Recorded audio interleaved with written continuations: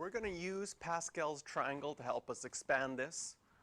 First thing that you're going to do if you're using Pascal's triangle is write it out, and you have to decide if I'm expanding to the power of 4, which row in Pascal's triangle will this be? And to figure that out, this number here, your exponent, if you have an exponent of 4, that will mean that there are 4 plus 1, or 5 terms in the expansion. There's always one more than the exponent in the expansion. And the way that I remember that is I just expand something really easy, like x plus y squared. You just have to FOIL it out and realize that has 3 terms. Oh yeah, so then that hopefully helps trigger your memory that there's always one more than the exponent is how many terms there are. So then when we're looking at Pascal's triangle, we're looking for the row with 5 terms. So that's the first thing that you're going to have to realize if you're expanding something completely using Pascal's triangle. So we know that 3b minus 1 to the 4 is going to equal, and then the coefficients are going to be 1, 4, 6, 4, 1. Now I'm spacing things out here because you're also going to use the variables that are in there. So some patterns that we recognize. If we would go back to that expansion that we had right at the beginning of our terms.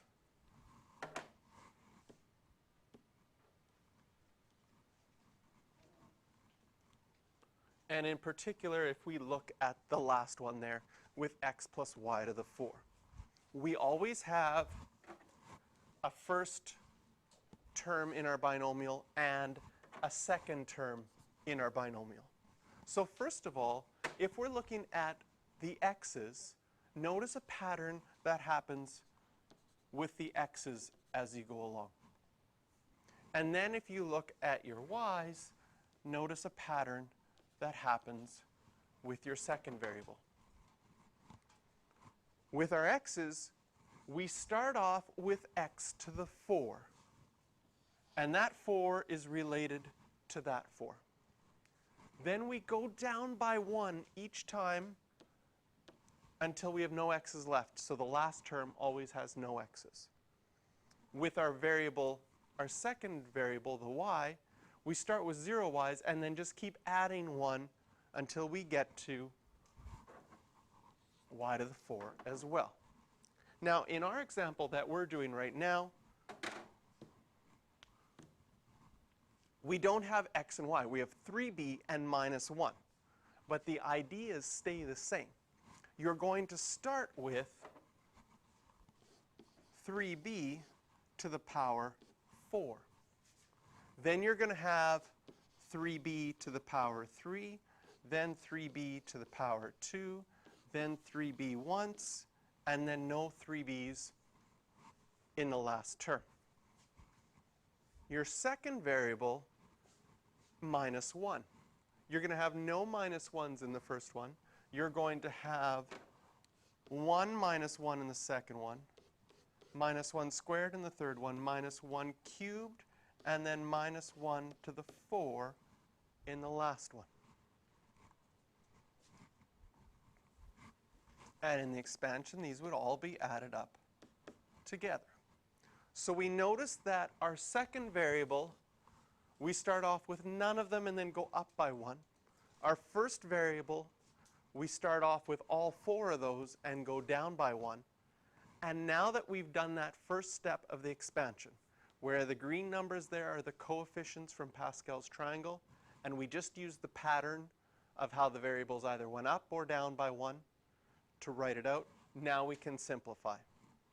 So 3b to the power 4, that's 3 to the power 4 and b to the power 4. That's going to equal 81b to the 4. 3 to the power 3 is 27 times 4 is 108 times the negative 1, negative 108 b cubed. Next one, 3 squared is 9. 9 times 6 is 54. Negative 1 squared is positive 1. 54 times a positive 1 plus 54b squared. Negative 1 cubed is negative times 4 times 3 will be negative 12b. And finally, negative 1 to the 4 is positive 1 times a 1 will be plus 1. This would be the expansion, and we've simplified it.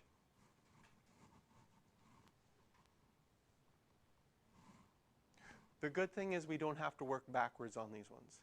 We don't have to look at this last one and factor it back to what we started with. I mean, I guess you could using your factor theorem from chapter 1, but we don't have to do that. In this unit, this section, the last section of this unit, we're all about expanding and completing these things completely. Okay, questions you can do for practice are 3 and 4. So take 5 minutes, try those right now.